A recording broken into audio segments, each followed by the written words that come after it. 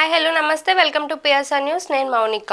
దేశం అభివృద్ధి చెందుతున్న నేటికి మారుమూల గిరిజన అనుభవిస్తున్న ప్రధాన సమస్య డోలీ మూతలు. ముఖ్యంగా వర్షాకాలం వచ్చిందంటే గిరిజన ప్రాంతాల్లో డోలీ మూతలు నిత్యం కనిపిస్తూనే ఉంటాయి. అయితే ఇకపై పరిస్థితి లేకుండా గిరిజనులకు ఆ బాధ తగ్గించేందుకే AP deputy CM Pawan Kalyan నడుం బిగించారు. అయితే ఈ మేరకు ఆయన ప్రకటన కూడా చేశారు. ముఖ్యంగా ఆయన పార్వతీపురం పర్యటనలో దీనిపై కీలక విషయాలు అయితే మాట్లాడారు. గిరిజన ప్రాంతాల్లో డోలీకి బాధితులకి స్వస్థ పలికేందుకే అన్ని గిరిజన ప్రాంతాలకు రహదారులు సౌకర్యం కల్పిస్తున్నట్టు రాష్ట్ర ఉప ముఖ్యమంత్రి కొనిదెల పవన్ కళ్యాణ్ తెలిపారు.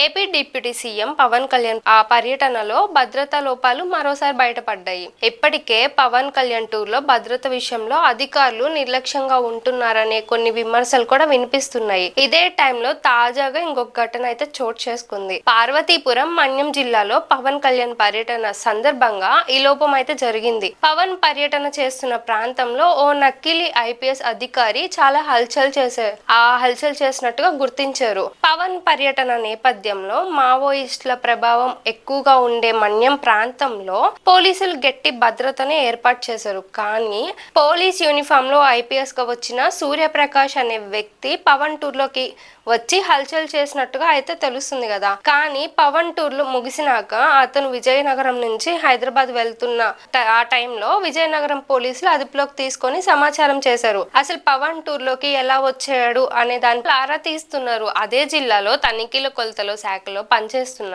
సూర్యప్రకాష్ పవన్ ని చూసేందుకో లేదా కలిసేందుకో ఈ టూర్ కి వచ్చినట్టుగా అయితే తెలుస్తుంది. కానీ అతనికి పోలీస్ యూనిఫామ్ ఎక్కడ దొరికింది, పోలీసులు చెక్ చేయకుండా ఆయన ఎలా అనుమతించారనే దానిపై ఇప్పుడు చర్చ కూడా జరుగుతుంది. ఆ నిందితుడిని విజయనగరం జిల్లా ముడిదాం ప్రాంతానికి చెందిన వాడిగా అయితే గుర్తించారు. సో చూసారు కదా, ఇది ఈరోజు వీడియో. మరొక వీడియోతో మళ్ళీ మీ ముందుకు వస్తాను. అప్పటి వరకు చూస్తూనే ఉండండి పిఎస్ఆర్ న్యూస్.